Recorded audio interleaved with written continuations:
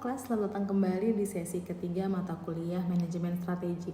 Sesi ketiga kali ini kita akan membahas kekuatan dan kelemahan perusahaan, yang dimana perusahaan harus melakukan identifikasi dan evaluasi secara teliti pada keseluruhan variabel internalnya.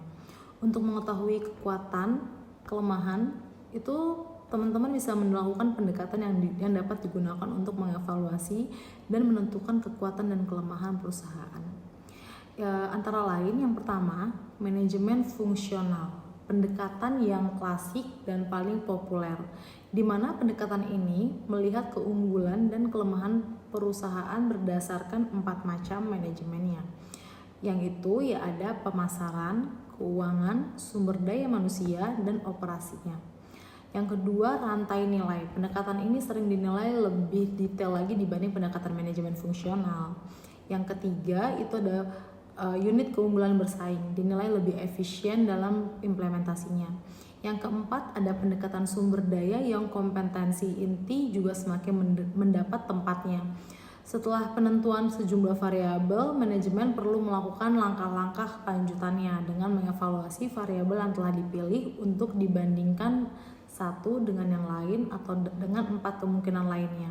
Variabel yang telah dipilih dapat dibandingkan dengan salah satu teknik, yaitu kinerja dan kompetensi masa lalu perusahaan, teori evolusi produk, pesaing, dan faktor kunci keberhasilan inti.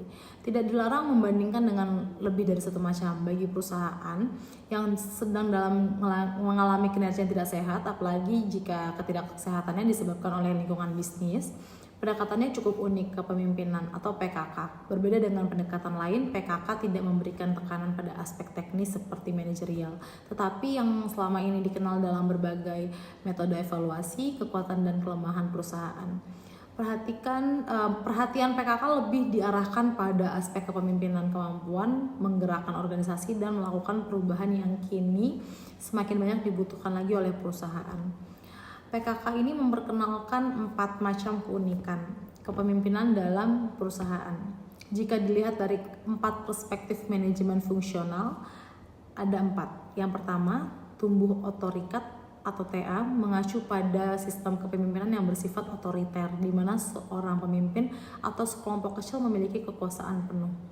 Keputusan yang diambil secara sepihak seringkali tanpa partisipasi atau masuk dari anggota lain. Yang kedua, itu puncak bourgeois atau PB, menunjukkan posisi atau kelas sosial yang paling tinggi dalam struktur bourgeois, biasanya terkait dengan pemilikan modal atau pengusaha.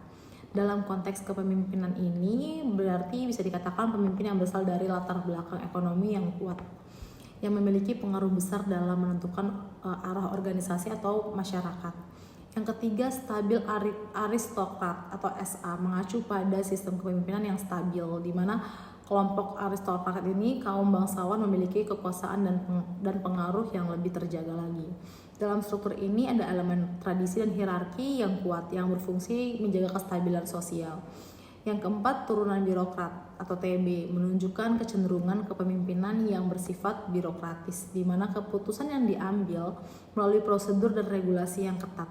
Ini seringkali mengakibatkan pengambilan keputusan yang lambat dan kurang fleksibel dengan fokus pada kepatuhan terhadap aturan dan proses yang ada. Keempat konsep ini memberikan wawasan tentang dinamika kekuasaan, struktur organisasi dalam konteks sosial yang lebih luas lagi, serta bagaimana kepemimpinan dapat beroperasi dalam berbagai caranya. Nah, sekian pembahasan pada sesi kali ini. Diharapkan teman-teman bisa aktif berdiskusi pada sesi kali ini. Terima kasih atas perhatiannya. Semangat belajar!